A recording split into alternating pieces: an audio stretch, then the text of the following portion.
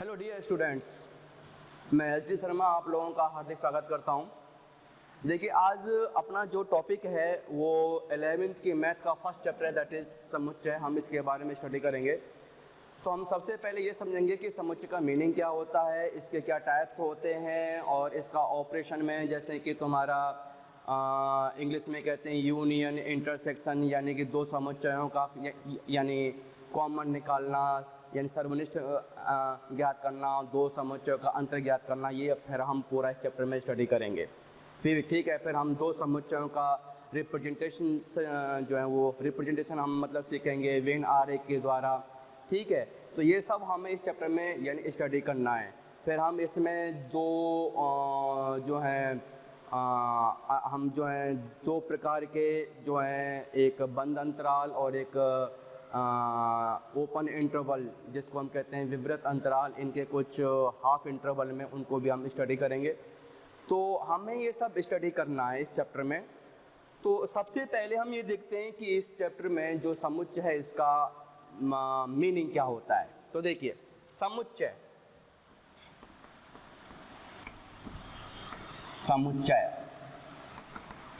समुच्चय का मतलब एक ऐसे ग्रुप से है, एक ऐसे संग्रह से है।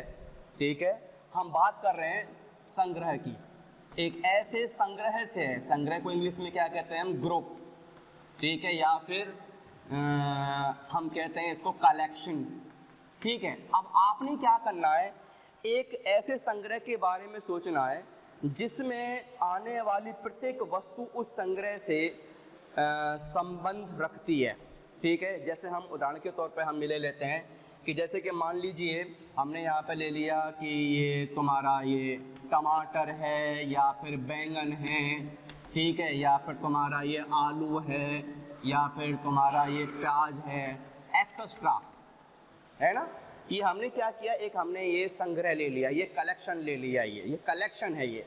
अब आपने ये सोचना है कि ये जो कलेक्शन है किस चीज़ का। तो हम कह सकते हैं कि ये जो कलेक्शन है ये अपने आप में सब्जियों का मतलब, यानी ये मतलब क्या है, ये संग्रह है। तो हम ये कह सकते हैं कि सब्जियों का संग्रह। ठीक है ना। तो देखिए, हम कह सकते हैं कि चाहे वो टमाटर है या बैंगन है या आलू है या प्याज है, ईच वन जो है ये चीज़ जो है इसमें से सब्जियों के संग्रह में से संबंध रखती है। ठीक है, इसलिए ये जो संग्रह अपने आप में एक सुपरिभाषित है।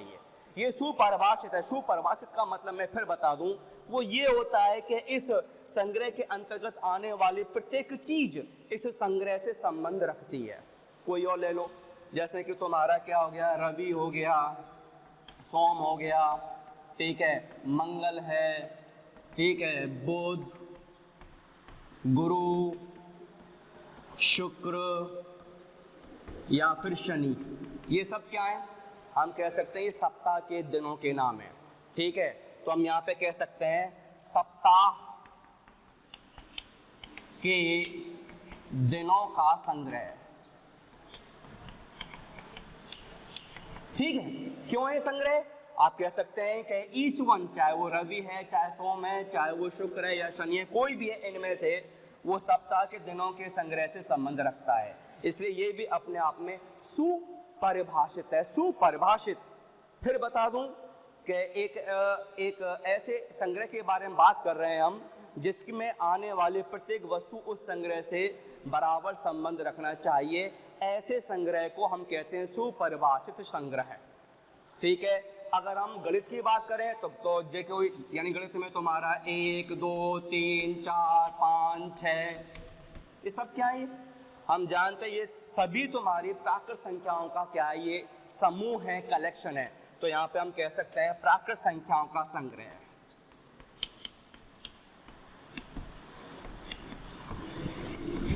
ठीक है, अब एक चीज देखिए, ये तो हो गए तुम्हारे सभी सुपरिभाषित क्या है, ये संग्रह है।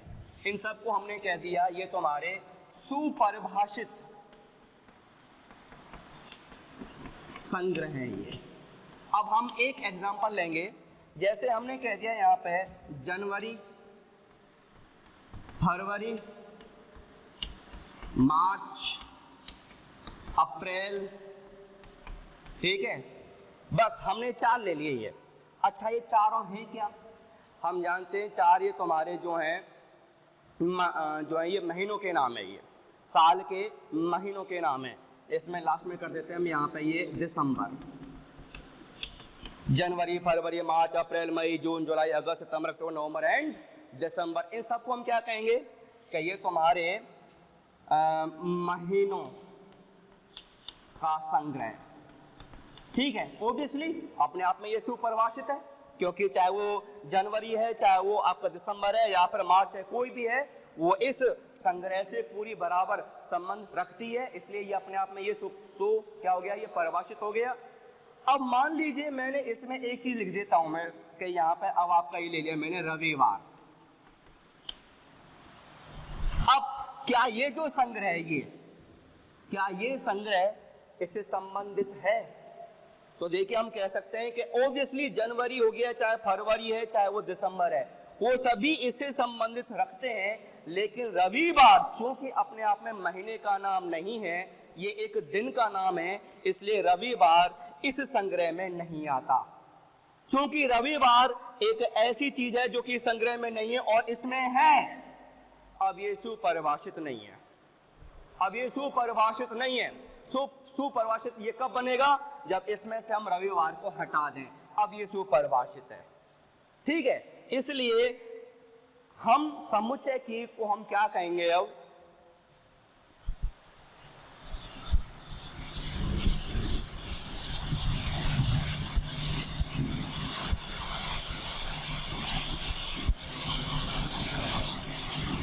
देखिए समुच्चय, जिसको हम इंग्लिश में कहते हैं सेट, ठीक है, इसको हम कहेंगे सुपरिभाषित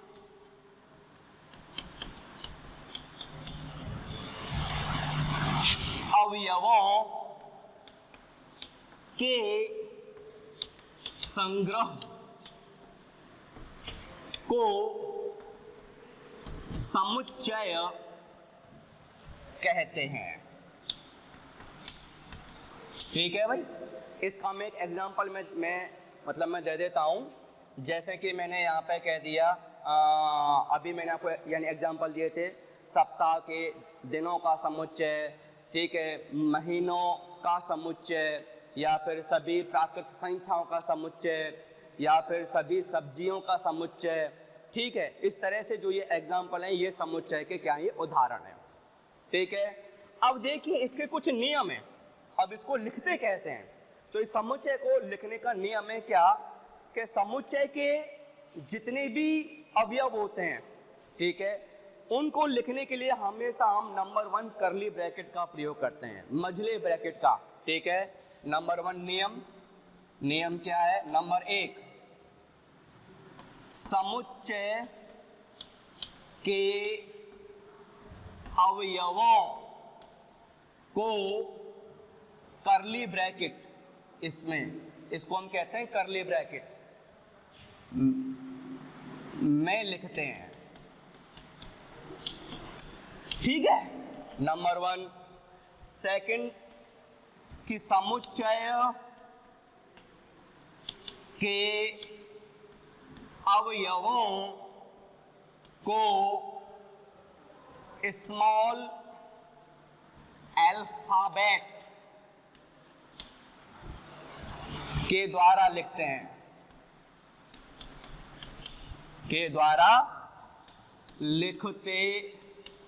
स्मॉल अल्फाबेट जो छोटी ABCD होती हैं, उनसे हम उनको यूज करते हैं एलिमेंट्स को या फिर अवयवों को लिखने के लिए। तीसरा नियम क्या है? समुच्चय का नाम देने के लिए कैपिटल अल्फाबेट का प्रयोग किया जाता है। जैसे अब मैं आपको उदाहरण में देता हूं एक, जैसे मैंने कह दिया कि अंग्रेजी स्वरों का समुच्चय। तो हम जानते हैं इंग्लिश में आपके 5 स्वर होते हैं, 5 वॉवल्स होते हैं, ए ई आई ओ यू। ये ए ई आई ओ यू क्या है? ये वॉवल्स हैं इन इंग्लिश।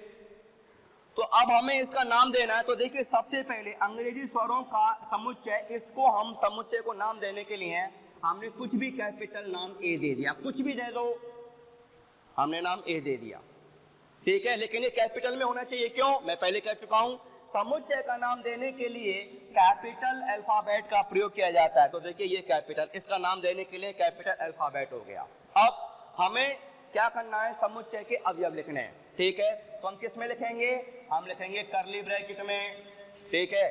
तो पहले हम बनाएंगे यहाँ पे करली ब्रैकेट, ठीक है। ये तुम्हारा बन गया करली ब्रैकेट, बाद में लगा देंगे उसको। लिख लेते हैं पहले अवयव। अब हमें अवयव लिखने हैं।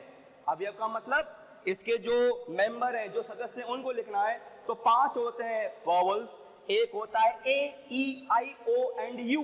इनको हम क्या करेंगे? स्मॉल अल्फाबेट में लिखेंगे। स्मॉल का मतलब छोटी ए, छोटी ई, आई, ओ एंड यू।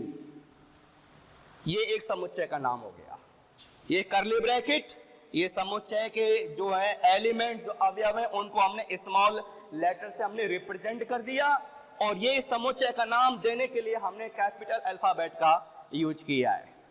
ये है एक समुच्चय का पूरी तरह से कैसे नाम देना है, क्या उसके नियम है, ठीक है। अब एक चीज देखिए, हम कह सकते हैं कि इस सेट में, इस सेट का नाम क्या है? ए सेट है। इसका नाम है ए सेट, और ए सेट में आपके 5 एलिमेंट्स, इनको हम कहते हैं एलिमेंट्स अवयव। A element, E I O U. ध्यान दें कि इनको लिखने का ऐसा कोई यानी क्रम नहीं कि पहले आपको ए ही लिखना है, आपकी मर्जी है। हम इसको यूं भी कह सकते हैं, ए इक्वल टू, यहाँ पे पहले आई लिख दिए, ए ई ओ एंड यू, कुछ भी लिख दीजिए, ऑर्डर कोई जरूरी नहीं है। लेकिन हाँ ये जरूरी है कि इस जो समुच्चय के सभी अवयव इसमें शो होने चाहिए, ये जरूरी है। अब हम कह सकते हैं कि इसमें आपके 5 अवयव हैं। इस समुच्चय का नाम ए है, और इस समुच्चय को लिखने के लिए हमने कर्ली ब्रैकेट का प्रयोग कर दिया। तो क्या हम कह सकते हैं कि आई ए समुच्चय का एक अवयव है, ठीक है। हम कह सकते हैं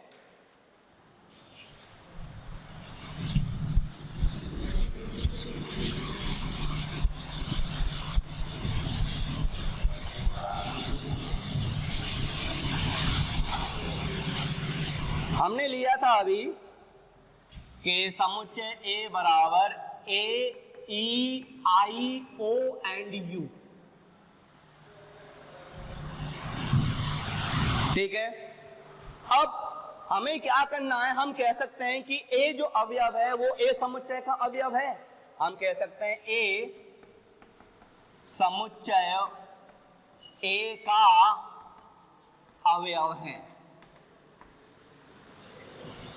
इसको हम ये भी कह सकते हैं अपनी मैथ की भाषा में कि ए बिलोंग्स टू ए, यानी कि यहां पे अवयव और ये समुच्चय का नाम, यानी ए एक अवयव है, ये ए अवयव समुच्चय ए से बिलोंग करता है।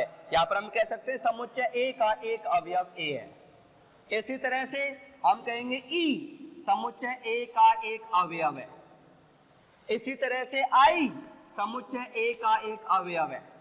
इसी तरह से ओ समुच्चय ए का एक अवयव है।